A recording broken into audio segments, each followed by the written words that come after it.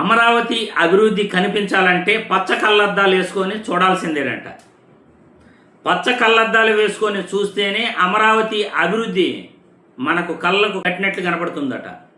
Social మీడియాలో viral అవుతున్న ఈ వీడియో ఒక్కసారి చూసిన తర్వాత దీనిపై మళ్ళీ విశ్లేషించుకుందాం. ఖచ్చితంగా no doubt Andhra Pradesh state is going to be next Singapore. Andhra Pradesh state is going to be next Singapore. Singapore is a completely city. Andhra Pradesh is a rural hinterland. మీకు ఆంధ్రప్రదేశ్ సింగపూర్ పోలిక ఏంటి?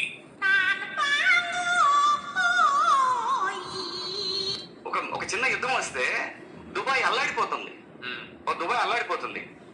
దుబాయ్కి ఆల్టర్నేట్ అయ్యే పరిస్థితి దేశంలో ఉన్న ఒకే ఒక సిటీ అమరావతి. నేను మరీ అత్యధంలా కనపడుతున్నానా? ఓ మాదిరిగా కూడా కనపడలేదా? అటు సౌత్ ఈస్ట్ ఏషియాకి కానివ్వండి, ఇటు వెస్టర్న్ కంట్రీస్కి వెళ్ళడానికి కానివ్వండి, మిడిల్ ఈస్ట్కి వెళ్ళడానికి కానివ్వండి, అమరావతి పెద్ద హబ్ అయ్యే అవకాశం ఉంది విత్ ఏవియేషన్.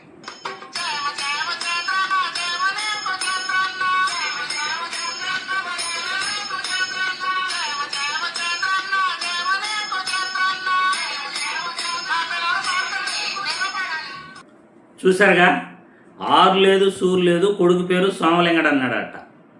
అలా అసలు అమరావతిలో ఒక్క బిల్డింగ్ కూడా కట్టిన పాపాన పోలేదు, కానీ అమరావతి సింగపూర్ అయిపోతుంది అని అంటున్నారు.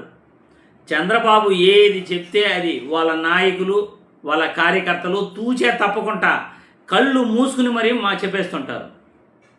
అమరావతి కట్టడానికి, ఖాళీ బీడు భూముల్లో రాజధాని కట్టడానికి ఎంత ఖర్చు అవుతుంది, అక్కడ నిర్మాణ వ్యయం ఎంత ఉంది, ఎన్ని వేల కోట్లు అక్కడ బిల్డింగ్లు కట్టాలంటే ఖర్చు అవుతుంది, అక్కడ ఎంతమంది జనాభా ఉన్నారు, ఇప్పటి వరకు ల్యాండ్ పూలింగ్ చేసిన రైతులకు ప్లాట్లు అభివృద్ధి చేసి ఇచ్చారా లేదా, మళ్ళీ రెండో విడత ల్యాండ్ పూలింగ్ అంటున్నారే, ఇప్పటి వరకు ఎన్ని కంపెనీలు వచ్చాయి, కనీసం ఏపీ ముఖ్యమంత్రి ఏపీ ఉప ముఖ్యమంత్రి అయినా అమరావతి నగరంలో కాపురం పెట్టారా ఇప్పటి వరకు, ఎందుకు చంద్రబాబు నాయుడు గారు పవన్ కళ్యాణ్ గారు నివాసం అమరావతిలో ఉండట్లేదు, ఇవన్నీ తమకు తాము వేసుకోవాల్సిన ప్రశ్నలు.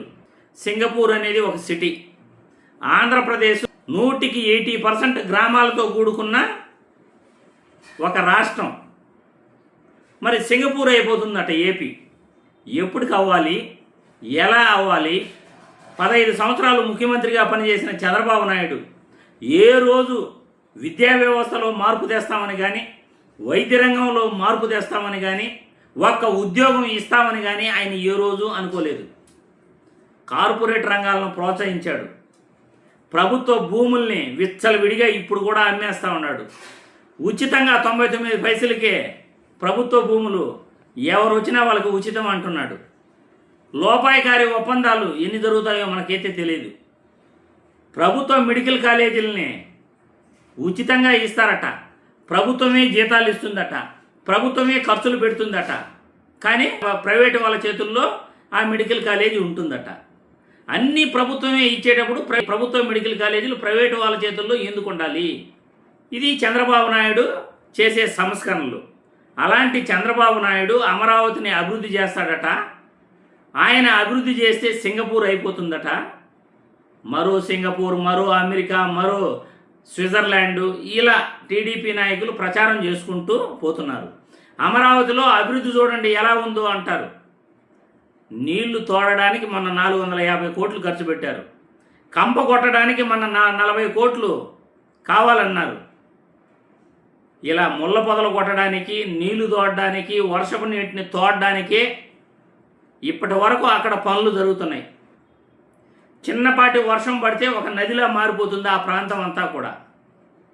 మరి ఆ ప్రాంతంలో బిల్డింగ్లు కట్టేది ఎప్పుడు, అది సింగపూర్ అయ్యేది ఎప్పుడు, అక్కడ పరిశ్రమలు వచ్చేది ఎప్పుడు, అక్కడ ముఖ్యమంత్రి ఇల్లు కట్టుకునేది ఎప్పుడు, ముఖ్యమంత్రి చంద్రబాబు ఇల్లు కట్టుకునేది ఎప్పుడు, ఉప ముఖ్యమంత్రి కళ్యాణ్ బాబు ఎప్పుడు అక్కడ ఇల్లు కట్టుకుంటాడు, ఎప్పుడు నివాసం ఉంటారు? ఇవన్నీ అయ్యే పనులేనా? నిజాలు చెప్పండి అయ్యా ప్రజలకి అంటే అబద్ధాలను ప్రచారం చేసుకుంటూ అమరావతి అభివృద్ధి అయిపోయింది అని అంటారు. ఆ అభివృద్ధిని ప్రజలందరూ కూడా చూడాలంటే పచ్చ కళ్ళద్దాలు వేసుకొని వాళ్ళ వేలో చూస్తేనే అమరావతి అభివృద్ధి జరిగింది. ఆ పచ్చ కళ్ళద్దాలు వేసుకుంటేనే కనపడుతుంది.